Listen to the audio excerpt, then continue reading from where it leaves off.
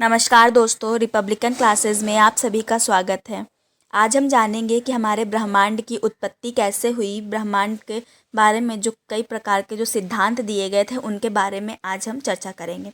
तो चलिए अपना टॉपिक शुरू करते हैं। सबसे पहले ये जानते हैं कि ब्रह्मांड के बारे में बताया किसने था।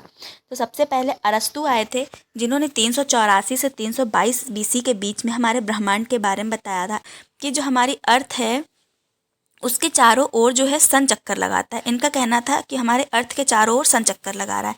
ऐसा इन्होंने इसलिए बोला था क्योंकि इनका मानना था कि हम लोग स्थिर हैं, मतलब हम लोग पृथ्वी पर खड़े हुए हैं, तो इन्हें ऐसा आभास हुआ कि हम लोग खड़े हैं तो हम लोग घूम नहीं रहे हैं, और जो अर्थ है और जो सन है वो पूरब में उदित हो रहा है, पश्चिम में अस्त हो रहा है। तो इन्हें ऐसा लगा कि जो सन है वो चक्कर लगा रहा है, इसलिए इन्होंने ये सिद्धांत दिया। इसलिए इनके सिद्धांत को भूकेंद्रीय सिद्धांत कहा गया। आगे चलकर एक व्यक्ति क्लॉडियस टॉलमी नामक आते हैं 140 एडी में। इन्होंने भी अरस्तु की बात को सही माना और अपने सिद्धांत को भूकेंद्रीय सिद्धांत का नाम दिया। फिर आगे चलकर लगभग 100 वर्षों बाद आर्यभट्ट नामक एक खगोल शास्त्री आते हैं। इन्होंने बताया कि पृथ्वी और सूर्य के बीच में दूरी कितनी है, अर्थात इन्होंने पृथ्वी और सन के बीच में डिस्टेंस को ज्ञात किया था। और फिर आगे चलकर एक कॉपरनिकस नामक व्यक्ति आते हैं, जिन्होंने सबसे पहली बार ये बताया था कि हमारा सन के चारों ओर पृथ्वी और अन्य ग्रह जो हैं वो चक्कर लगा रहे हैं। पृथ्वी और अन्य ग्रह चक्कर लगा रहे हैं। पहली बार ऐसा बताने वाले कॉपरनिकस ही थे। तो ये क्वेश्चन आ सकता है कि सूर्य केंद्रीय सिद्धांत की सबसे पहली बार कौन लाया था, या पहली बार सूर्य केंद्र में है इसको किसने बताया था। तो वो थे कॉपरनिकस। फिर आगे चलकर केपलर आए थे 1571 एडी में। इन्होंने बताया था कि जो सन है इसके चारों ओर पृथ्वी और अन्य ग्रह एक दीर्घ वृत्ताकार कक्ष में चक्कर लगाते हैं। ऐसा बताने वाले पहले केपलर ही थे, जिन्होंने बताया था कि दीर्घ वृत्ताकार कक्ष क्या होता है। फिर ये तो हो गया कि किसने बताया ब्रह्मांड के बारे में। अब आता है ब्रह्मांड से संबंधित जो सिद्धांत है उनके बारे में। तो पहला सिद्धांत है निहारिका सिद्धांत, जिसे नेब्यूलर हाइपोथेसिस भी कहते हैं।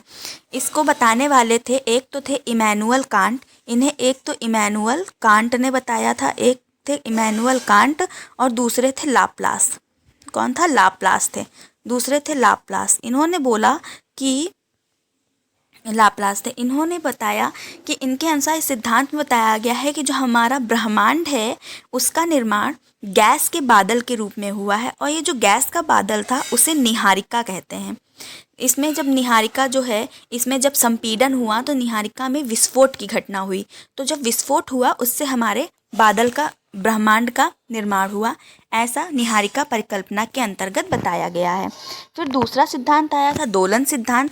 इसको दिया था एलन संडेजा ने। इनको देने वाले थे एलन संडेजा। ये पूछ सकता है आपसे कि किस सिद्धांत को किसने दिया है, क्योंकि ये जो थे ब्रह्मांड से संबंधित हैं तो इनमें पूछा जा सकता है, इसलिए इसको याद करना ज़रूरी रहता है। एलन संडेजा ने दिया था। इस सिद्धांत में ये बताया गया था कि हमारे ब्रह्मांड का निर्माण जो है वो लगातार संकुचन और प्रसार के कारण हुआ है।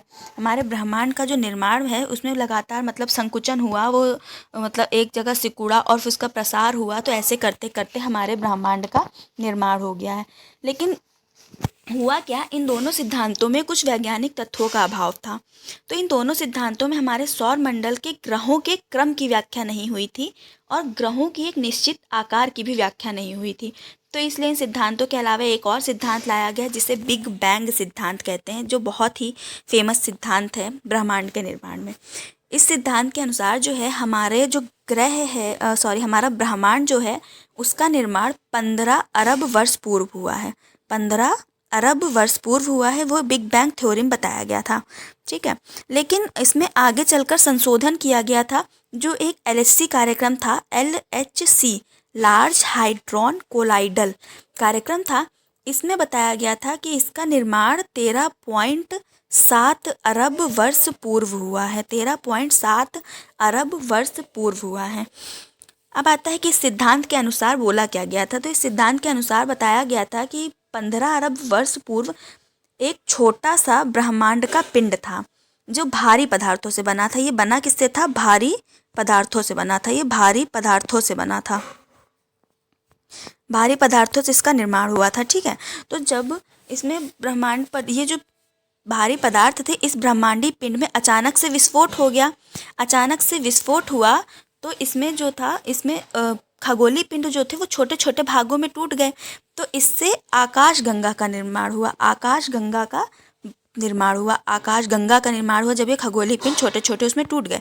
तो इन्होंने ये बोला कि हम इस प्रकार इन्होंने ये कहा कि हम आकाश गंगा का निर्माण कर रहे थे, लेकिन आकाश गंगा को बताते बताते संपूर्ण ब्रह्मांड का निर्माण हो गया। लेकिन इस ब्रह्मांड का भी इस सिद्धांत का भी एक ड्रॉबैक ये हुआ कि इस सिद्धांत में ब्रह्मांड का जो चपटा आकार है उसकी व्याख्या नहीं की गई थी। तो आगे चलकर एक और सिद्धांत दिया गया जिसे कहा गया स्फीति सिद्धांत। स्फीति सिद्धांत अर्थात इन्फ्लेशन सिद्धांत, इन्फ्लेशन थ्योरी। तो इसमें ये बताया गया कि ब्रह्मांड का जो निर्माण है वो कुछ ही मिनटों में अत्यधिक तीव्र प्रसार के कारण हुआ है। तो इस सिद्धांत के अनुसार ब्रह्मांड को जो है एक फुटबॉल के समान माना गया है।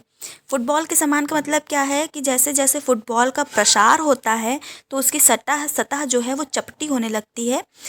इसी तरह यह स्वीकार किया गया कि हमारा ब्रह्मांड भी है जो है वो अभी भी निरंतर प्रसारित हो रहा है और इस प्रकार से हमारे ब्रह्मांड का निर्माण हुआ।